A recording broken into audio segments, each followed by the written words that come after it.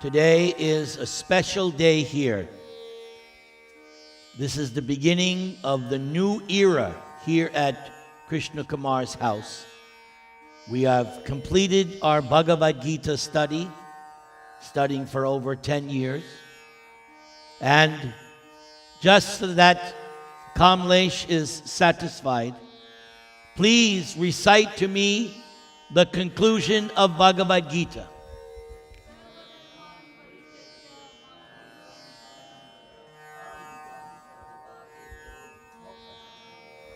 Kamlesh, are you satisfied with your students? So now, from now on here at Krishna Kumar's house, we will be doing these Bhagavat-katha programs. So you're here at the inauguration ceremony. Let's give a big Haribol to Krishna Kumar. Yeah. Let's stop.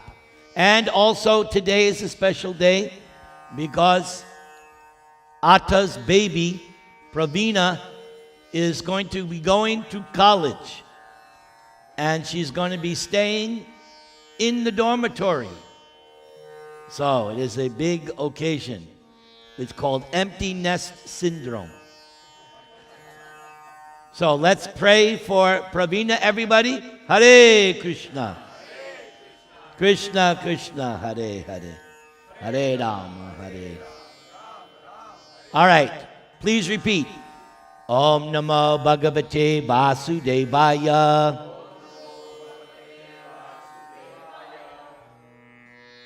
Om Namo Bhagavate Vasudevaya. Om Namo Bhagavate Vasudevaya. So part 2, you can say, is the main story we find in Bhagavatam about Vyasadeva. So this is taken from the first canto, chapters 4, 5, 6, and 7. I have edited it just to give you the most important items. So let's pick up. Shaunaka said, O Suta Goswami, you are the most fortunate and respected of all those who can speak and write. Please relate the pious message of Srimad Bhagavatam, which was spoken by the great and powerful sage Shukadeva Goswami. In what period and at what place was this first begun? And why was this taken up? From where did Krishna Dvaipayana Vyas, the great sage, get the inspiration to compile this literature? Yes, that's an important point.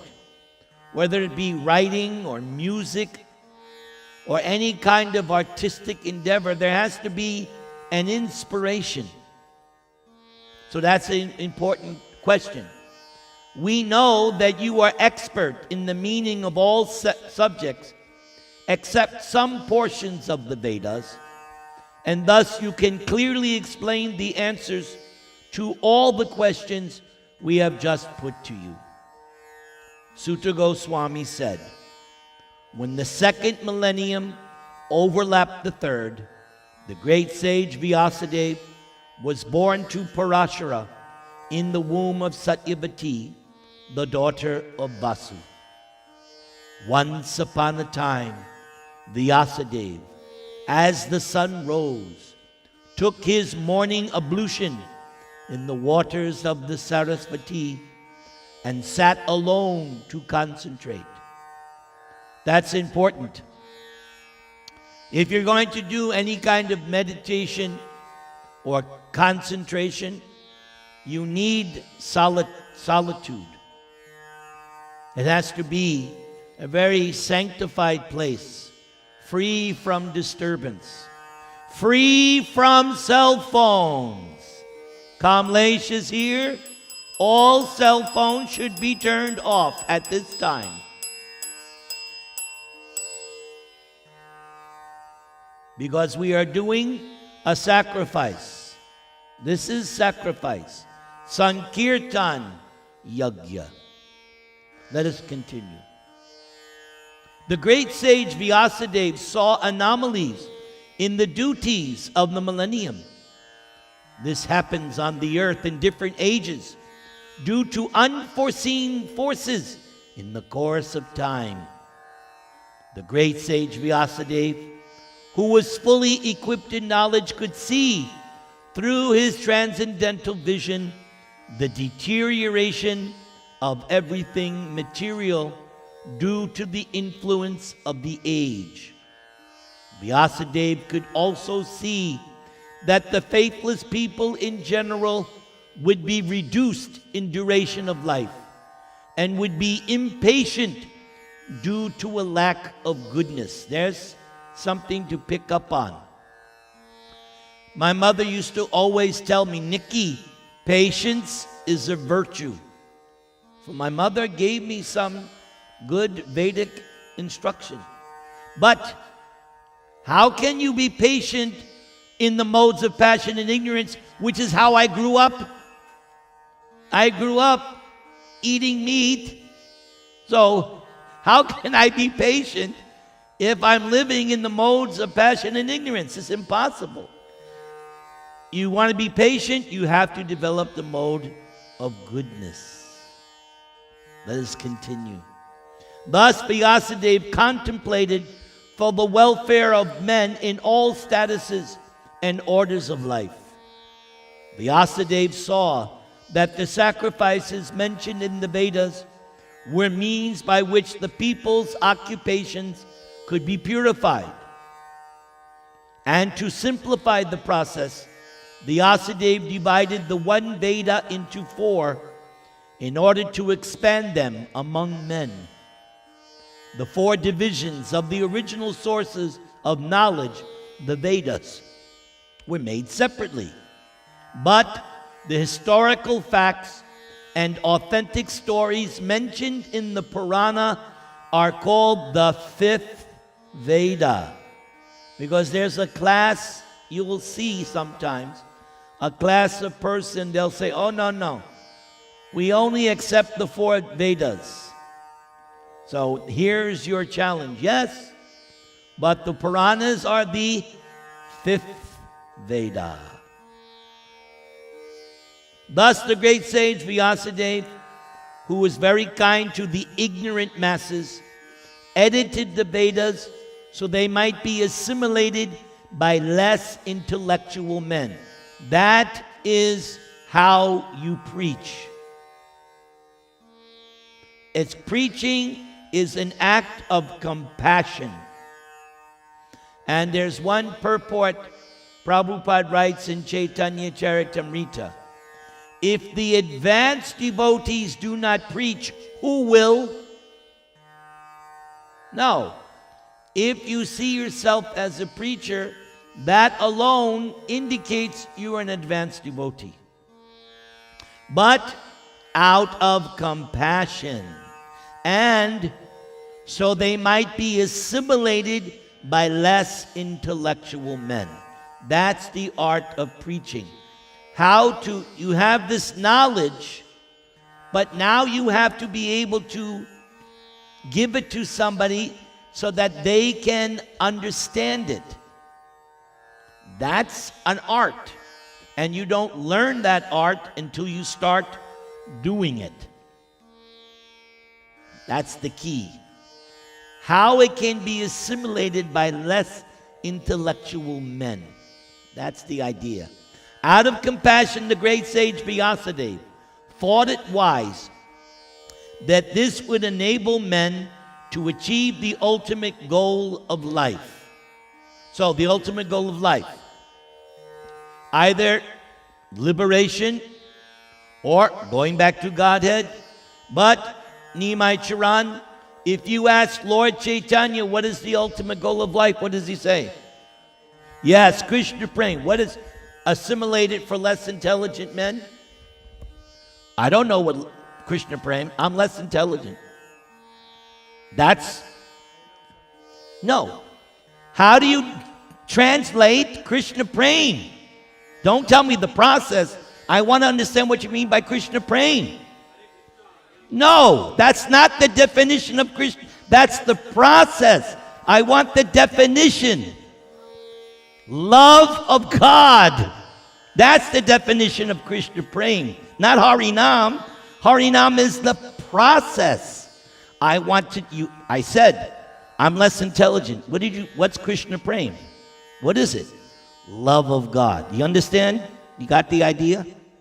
Yes. If I said, what is the process? Then you would say, Harinam. Yes. I can't hear. What? No.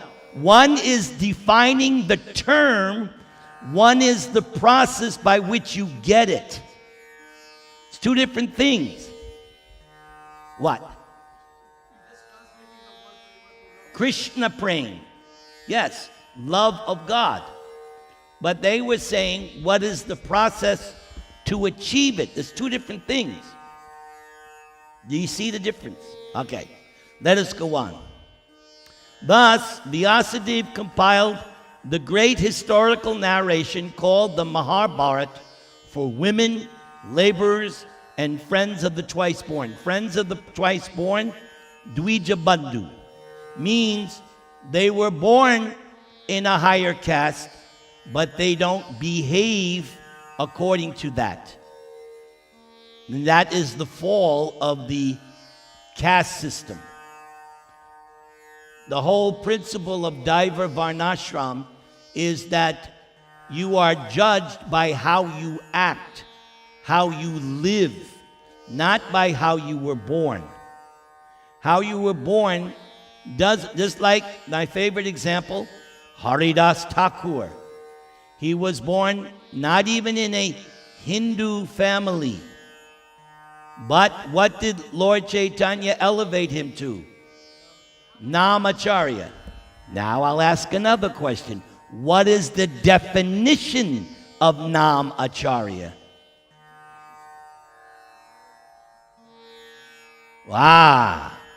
The teacher of the holy name. The living example of the holy name.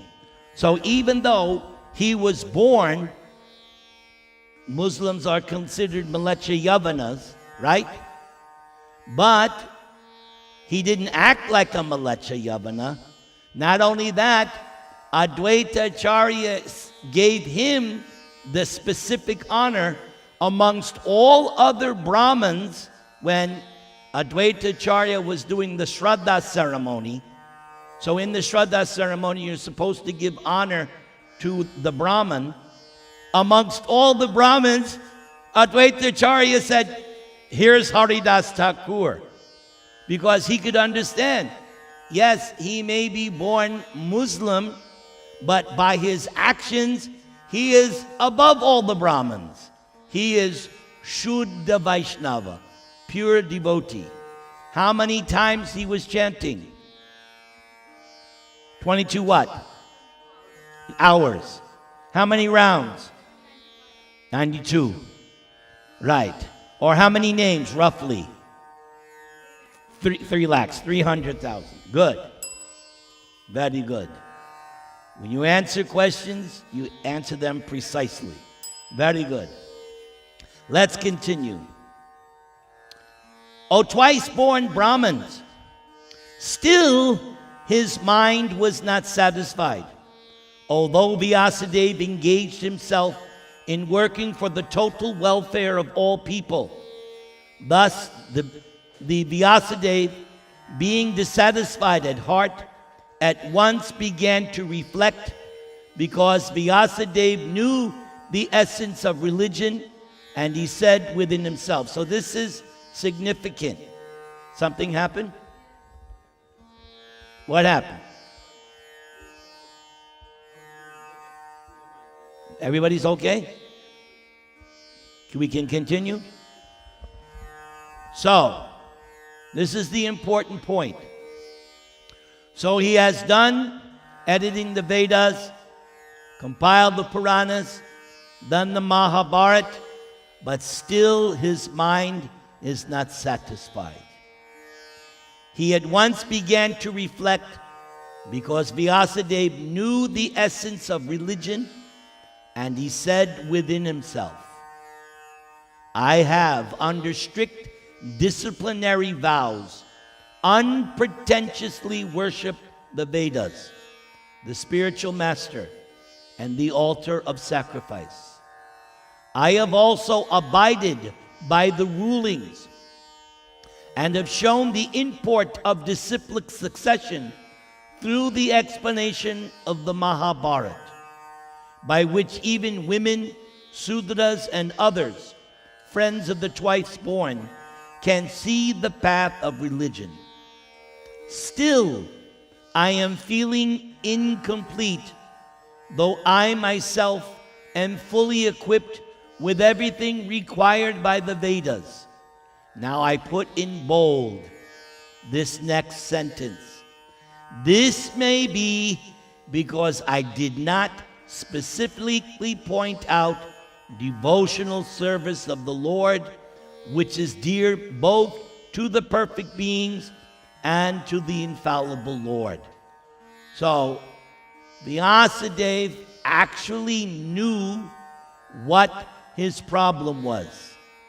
By this admission, Sutta Goswami continued, then Narada reached the cottage of Krishna Dvaipayana Vyas on the banks of the Sarasvati, just as Vyasadeva was regretting his defects. And he's an incarnation of God. So what to speak of us? If the incarnation of God can see defects in himself, none of us should feel proud. There's nothing wrong with me. No, I have so many defects. Just ask my wife. We have so many defects. Okay, let's continue. At the auspicious arrival of Sri Narada, Sri Vyasadeva got up respectfully and worshipped Narada, giving him veneration equal to that given to Brahmaji, the creator. The great sage amongst the gods, Narada, comfortably seated and apparently smiling, addressed the rishi amongst the Brahmins, Veda Vyas. So here's a clue how to receive your spiritual master. Notice, he got up respectfully. Not when the spiritual master comes to your house. All right, Bhagavat Dave, how's it going? We're watching TV right now. Come and join us. That's not how you. He got up, right? And gave him veneration equal to that of Brahmaji. So that means you worship. You do proper worship. And you give him comfortable seat. Okay. So now, Narada is sitting. Now, he's going to speak to his disciple. Are you satisfied by identifying with the body or the mind as objects of self-realization? Your inquiries were full, and your studies were also well fulfilled, and there is no doubt that you have prepared a great and wonderful work, the Mahabharata. So, Mahabharata is a great and wonderful work, according to Narada, which is full of all kinds of Vedic sequences elaborately explained. You have fully delineated the subject of impersonal Brahman, as well as the knowledge derived therefrom. So that's in the Upanishads.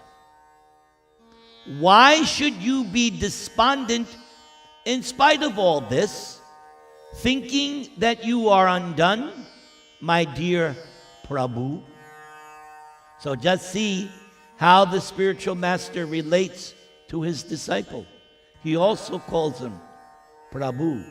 Prabhu means master or Lord. So Narada is not some puffed up guru. He's also showing respect to the disciple. And Narada is also showing humility. And he is, by his statement, he is sort of drawing Vyasadeva more out. He wants to hear from. Vyasadeva said, "All you have said about me is perfectly correct. Despite all this, I am not pacified. I therefore question you about the root cause of my dissatisfaction."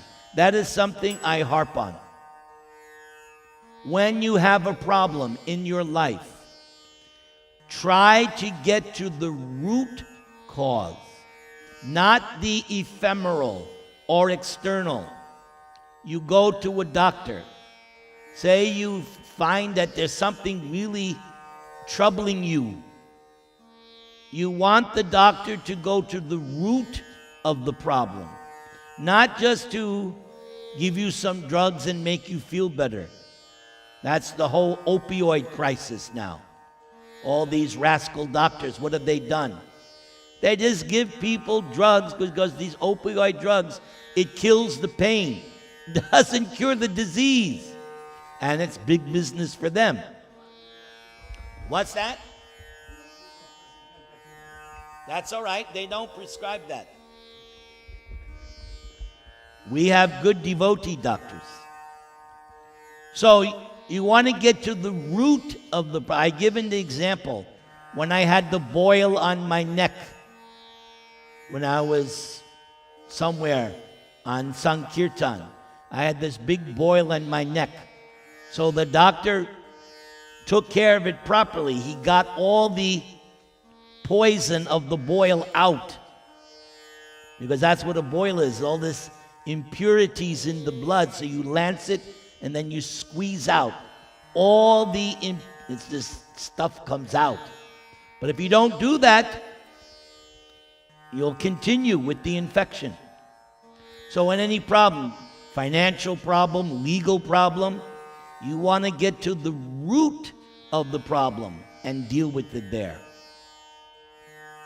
Kamleshji, when you had your operation, right? So the doctor had to, yes, cut it out, take care of it once and for all. Okay, let's continue. Please, the root cause, for you are a man of unlimited knowledge, due to your being the offspring of Lord Brahma. So he's the 10th. Narada, Brahma has 10 original great sons. Narada is the 10th. Who is self-born, without mundane father and mother.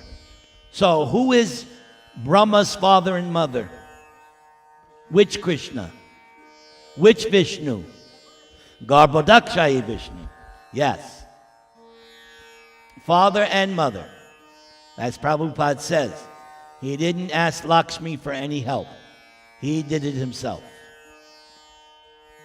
My Lord, everything that is mysteriously is known to you because you worship the creator and destroyer of the material world and the maintainer of the spiritual world, the original personality of Godhead.